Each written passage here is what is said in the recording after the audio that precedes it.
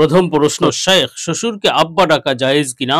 নবীজি নাকি এটা হারাম করেছেন। তো প্রশ্ন, প্রবাসীরা হস্তমৈথুন করা কি জায়েজ? প্রবাসীদের স্ত্রীরাও কি এইটা করতে পারবে? তো প্রশ্ন, স্বামী স্ত্রীকে 2 তালাক দিলে স্ত্রী কি অন্য জায়গায় বিবাহ বসতে পারবে? আসসালামু আলাইকুম ওয়া রাহমাতুল্লাহি ওয়া বারাকাতুহু। আলহামদুলিল্লাহি ওয়াহদা ওয়াসসালাতু ওয়াসসালামু আলা মান লা নাবিয়্যা বাদা। প্রিয় দর্শক, অত্যন্ত গুরুত্বপূর্ণ অনেক প্রশ্ন আমরা আপনাদের কাছ থেকে পেয়েছি। আজকের এই ভিডিওতে তন্মধ্য থেকে উল্লেখিত নির্বাচিত গুরুত্ব প্রশ্নের জবাব নিয়ে বিস্তারিত আলোচনা করবে ইনশাআল্লাহ। সুতরাং মনোযোগ সহকারে ভিডিওটি শেষ পর্যন্ত দেখবেন। আর আপনার কোনো প্রশ্ন থাকলে অবশ্যই কমেন্টে লিখে যাবেন, আমরা পরবর্তী ভিডিওতে জবাব দেওয়ার চেষ্টা করবো ইনশাআল্লাহ। তো প্রিয় দর্শক, আমরা সরাসরি প্রশ্নের জবাবে চলে যাই। একটি প্রশ্ন ছিল, স্বামী স্ত্রীকে 2 তালাক দেওয়ার পরে স্ত্রী কি অন্য জায়গায় বিবাহ বসতে পারবে? দেখুন, স্বামী যদি স্ত্রীকে 2 তালাক দিয়ে ফেলে, এই 2 তালাকের 2টি পদ্ধতি হতে পারে। একটি হলো তালাকে রজঈ, অথবা দ্বিতীয় পদ্ধতি হলো তালাকে বায়েন। যদি তালাকে রজঈ হয়, এই তালাকে রজঈ 1 তালাকও হতে পারে, আবার 2 তালাকও হতে পারে। তেমনি ভাবে তালাকে বায়েনও 1 তালাকও হতে পারে, আবার 2 তালাকও হতে পারে। তো 2 তালাক যদি তালাকে রজঈ হয়, অথবা 1 তালাক তালাকে রজঈ হলে, তাহলে এক্ষেত্রে স্বামীর জন্য এই বৈধতা আছে, স্ত্রীকে সে ফিরিয়ে নিতে পারে।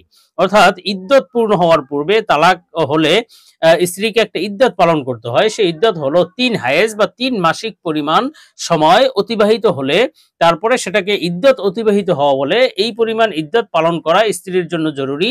এই সময়ের মধ্যে স্ত্রী অন্য কোনো জায়গায় বিবাহ বন্ধনে আবদ্ধ হতে পারে না। তো এই সময়ের মধ্যে যেই স্বামী তাকে তালাকে রজঈ দিয়েছে, 1 তালাক অথবা 2 তালাকে রজঈ দিয়েছে, এই সময়ের মধ্যে ওই স্বামী চাইলে ওই স্ত্রীকে ফিরিয়ে নিতে পারে, রুজাত করে নিতে পারে। যদি বলে তোমাকে আমি ফিরিয়ে নিলাম, অথবা যদি শারীরিক সম্পর্ক করে, এর মাধ্যমে স্বামী স্ত্রী আবার পুনরায় বহাল হয়ে যায় এবং পুনরায় ঘর সংসার করা জায়েজ হয়। কিন্তু যদি 1 তালাকে বায়েন হয় অথবা 2 তালাকে বায়েন হয়, অর্থাৎ বায়েন তালাক হলে, তাহলে এক্ষেত্রে স্বামী চাইলেই স্ত্রীকে ফিরিয়ে নিতে পারে না, বা এভাবে রুজাত করে নিলে হয় না, বরং নতুন ভাবে বিবাহ বন্ধনে আবদ্ধ হতে হয়। তথা নতুন ভাবে তাকে যদি ওই স্ত্রীকে যদি আবার বিবাহ করে, তবেই কেবল তাদের মধ্যে ঘর সংসার বৈধ হয়। তো বিবাহের জন্য নতুন মহরানা সাক্ষী নির্ধারণ করে, সাক্ষীর সামনে বিবাহ হলেই হয়। আর যদি 1 তালাক অথবা 2 তালাক রজঈ হয়েছিল, কিন্তু অথবা বায়েন হয়েছে, কিন্তু ইদ্যতের মধ্যে তারা বিবাহ করেনি, অথবা বিবাহ বন্ধনে তারা আবদ্ধ হয়নি, অথবা ওই যেই স্বামী তাকে তালাক দিয়েছে তাকে ফিরিয়ে নেয়নি, এই অবস্থায় যদি ইদ্যত অতিবাহিত হয়ে যায়, স্ত্রীর 3 হায়েজ বা 3 মাসিক পরিমাণ সময় যদি অতিবাহিত হয়ে যায়, তাহলে এক্ষেত্রে ওই স্ত্রী, ওই মহিলা অন্য জায়গায় বিবাহ বন্ধনে তখন গিয়ে আবদ্ধ হতে পারবে, এর পূর্বে নয়। অর্থাৎ রজঈ তালাক হোক অথবা বায়েন তালাক হোক, ইদ্যত অতিবাহিত হওয়ার পূর্ব পর্যন্ত অন্য জায়গায় ওই স্ত্রী বিবাহ বন্ধনে আবদ্ধ হতে পারবে না। তখনই পারবে যখন নাকি তার ইদ্যত অতিবাহিত হয়ে যাবে, যখন সে 3 মাস বা তার 3 হায়েজ বা 3 মাসিক যদি অতিবাহিত হয়ে যায়, তখনই কেবল সে অন্যত্র বিবাহ বন্ধনে আবদ্ধ হতে পারবে, এর পূর্বে পারবে না। তো আমরা পরবর্তী প্রশ্নের জবাবে চলে যাই। প্রশ্ন ছিল, প্রবাসীরা হস্তমৈথুন করা কি জায়েজ? প্রবাসীদের স্ত্রীরাও কি এটা করতে পারবে? আল্লাহ সুবহানাহু ওয়া তাআলা আমাদেরকে সকল গুনাহ থেকে, সকল খারাপি থেকে হেফাজত করেন। দ্বীন এবং ঈমানের উপর আমলের সাথে দুনিয়াতে বেঁচে থাকার তৌফিক দান করেন, ঈমান এবং আমলের উপর মৃত্যু দান করেন। দেখুন, আল্লাহ সুবহানাহু ওয়া তাআলা মানুষকে সৃষ্টি করেছেন, সৃষ্টি করে তার ব্যক্তি জীবন থেকে নিয়ে রাজনৈতিক আন্তর্জাতিক জীবন পর্যন্ত কিভাবে পরিচালিত হবে, কিভাবে পরিচালিত করবে, এই বিষয়ে আল্লাহ তাআলা পরিপূর্ণ দিক নির্দেশনা দিয়ে দিয়েছেন। তো ব্যক্তি জীবনের একটি গুরুত্বপূর্ণ পার্ট হলো জৈবিক চাহিদা বা নিজের যৌন জীবন। আর জৈবিক চাহিদা পূরণ করার ব্যাপারে আল্লাহ সুবহানাহু ওয়া তাআলা নির্দেশনা দিয়ে দিয়েছেন কোরআনুল কারীমের মধ্যে। আল্লাহ তাআলা বলেছেন যে একজন পুরুষ বা একজন নারী কোনোভাবেই তারা নিজের যৌন চাহিদা পূর্ণ করতে পারবে না, শুধুমাত্র 2টা পদ্ধতি ছাড়া। ইল্লা আলা আজওয়াজিহিম আও মা মালাকাত আইমানুহুম ফাইন্নাহুম গায়রু মালুমিন। অর্থাৎ মুমিনদের সিফত বা মুমিনদের গুণাবলী বর্ণনা করা হয়েছে, যে মুমিনরা তাদের লজ্জাস্থানকে হেফাজত করবে, শুধুমাত্র 2টা পদ্ধতিতে তারা লজ্জাস্থান ব্যবহার করতে পারবে বা জৈবিক চাহিদা পূর্ণ করতে পারবে। একটি হলো নিজের বিবাহিত স্ত্রীর সাথে, বা স্বামী স্ত্রী, নিজের বিবাহিত স্ত্রী বা বিবাহিত যে স্বামী থাকবে তার সাথে, অর্থাৎ স্বামী স্ত্রী জৈবিক চাহিদা পূর্ণ করা। আরেকটি পদ্ধতি হলো নিজের দাসী যদি থাকে, তাহলে এই দাসীর সাথে নিজের জৈবিক চাহিদা পূর্ণ করার বৈধতা দেওয়া হয়েছে। তেমনি ভাবে দাসীর জন্য নিজের মালিকের সাথে জৈবিক চাহিদা পূর্ণ করা বৈধ। তো বর্তমানে যেহেতু দাসীর প্রচলন নেই, দাসীর প্রচলন নেই, এজন্য দাসী হিসেবে তো এই বিষয়টি বৈধ না, বা এই বিষয়টি বর্তমানে প্রচলিত নয়। তো শুধুমাত্র বর্তমানে স্বামী স্ত্রী ছাড়া অন্য কোনো ক্ষেত্রে লজ্জাস্থান ব্যবহার করা সম্পূর্ণরূপে হারাম, জায়েজ নেই।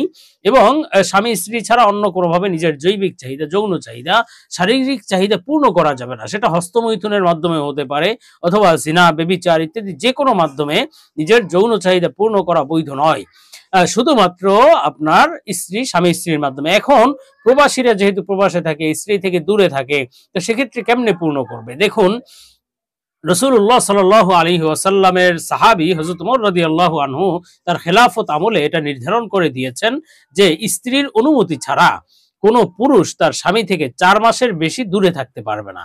কেননা একজন স্ত্রীর সাথে মিলিত হওয়ার সর্বোচ্চ সময়সীমা হলো 4 মাস। এর আগেই মিলিত হওয়া জরুরি, কেননা এটা স্বামী স্ত্রীর সম্পর্ক, তাদের যৌন চাহিদা এবং তাদের পবিত্র জীবনযাপনের জন্য অত্যন্ত গুরুত্বপূর্ণ। তো আপনি এমন কাজ কেনই করবেন যে আপনি প্রবাসে গিয়ে পড়ে থাকলেন, বছরকে বছর আপনি দূরে থাকলেন, এরপরে বিভিন্ন অপকর্মে জড়িত হলেন, এদিকে আপনার স্ত্রীর কষ্ট হলো, বিভিন্ন খারাপ কাজে জড়িত হলো। এই বিষয়ের মধ্যে আপনার যাওয়াই উচিত নয়। বরং আপনি দেশে থাকেন অথবা বিদেশ যান, কিন্তু 4 মাস অন্তর অন্তর আপনার আসার সুযোগ থাকতে হবে, এইটা জরুরি।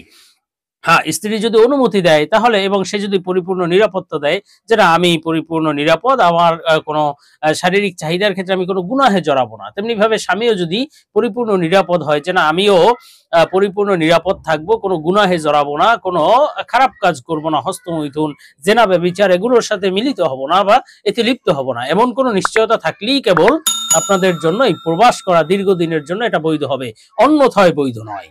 তো প্রবাসী হলেই যে আপনি হস্তমৈথুন করতে পারবেন এটা জায়েজ নয়, তেমনি প্রবাসীর স্ত্রীও এই কাজগুলো করতে পারবেন না, সম্পূর্ণরূপে হারাম, এই কাজ থেকে বিরত থাকতে হবে। তবে যদি কখনো এমন দূরে থাকতে হয়, বিশেষ কোনো প্রয়োজন দেখা দেয় যে দীর্ঘদিন থাকতে হচ্ছে, তাহলে এক্ষেত্রে যৌন চাহিদা পূরণ করার কোনো পদ্ধতি নয়, বরং যৌন চাহিদা আপনি দমিয়ে রাখতে পারেন রোজা রাখার মাধ্যমে। ফাইন্নালাহু বিজা, রোজা রাখতে হবে বেশি বেশি, এটাই আপনার জন্য বেঁচে থাকার মাধ্যম হবে, গুনাহ থেকে আপনি বেঁচে থাকতে পারবেন, বেশি বেশি রোজা রাখতে হবে। তো আমরা পরবর্তী প্রশ্নের জবাবে চলে যাই। প্রশ্ন ছিল, শ্বশুরকে আব্বা ডাকা জায়েজ কিনা, নবীজি নাকি এটা হারাম করেছেন। দেখুন, এই সম্পর্কে রাসূলুল্লাহ সাল্লাল্লাহু আলাইহি ওয়াসাল্লাম থেকে যেই হাদিস পাওয়া যায়, এই মর্মে নবীজি সাল্লাল্লাহু আলাইহি সাল্লাম বলেছেন, যে ব্যক্তি কোনো ব্যক্তির পিতা নয়, জন্মদাতা পিতা নয়, তাকে যদি কেউ পিতা দাবি করে, পিতা সাব্যস্ত করে, তার জন্য জান্নাত হারাম, এত ধমকি বাণী দিয়েছেন। তো বোঝা গেল যে জন্মদাতা পিতা নয়, তাকে পিতা সাব্যস্ত করা যাবে না, দাবি করা যাবে না। এখন আমাদের সমাজে জামাইরা বা পুত্রবধূরা সাধারণত শ্বশুরকে আব্বা, বাবা এভাবে ডাকে, এটা জায়েজ কিনা, বা এই ক্ষেত্রেও ওই ধমকি প্রযোজ্য কিনা যে তার জন্য জান্নাত হারাম, বিষয়টি এমন নয়। কেননা রাসূলুল্লাহ সাল্লাল্লাহু আলাইহি ওয়াসাল্লাম হাদিসে যে পিতা সাব্যস্ত করার কথা বলেছেন, সেটা হলো পিতা দাবি করা, জন্মদাতা পিতা হিসেবে পিতা দাবি করা, নিজের বংশ সম্পর্ক সাব্যস্ত করার জন্য। এটা আমাদের বর্তমান সমাজে শ্বশুরকে বাবা বা আব্বা ডাকা হয়, এটার সাথে এক নয়।